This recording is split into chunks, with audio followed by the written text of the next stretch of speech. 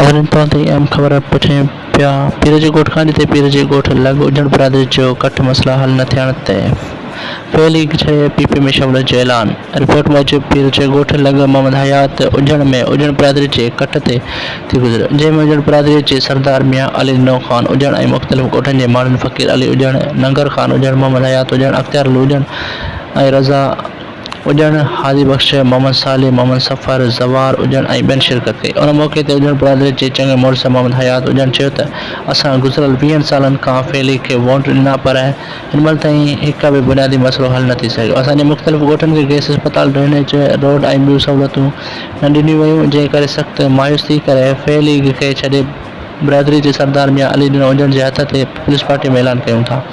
ईंदड़ बलदियाती इलेक्शन में peoples party खे वोट कंदासीं। उन मौक़े ते मियां अली दिनो ख़ान उजड़ चयो त असांजी बिरादरी जा वॾे अंग में वोट आहिनि पर खेनि मर्नी बुनियादी सहूलियतुनि खां महरूम रखियो वियो आहे।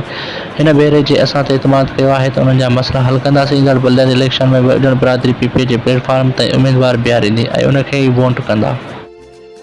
रिपोर्ट करियो आहे पीर जे ॻोठ खां रिपोर्टर सिराज अहमद, हक़सत न्यूज़, पीर जे ॻोठ।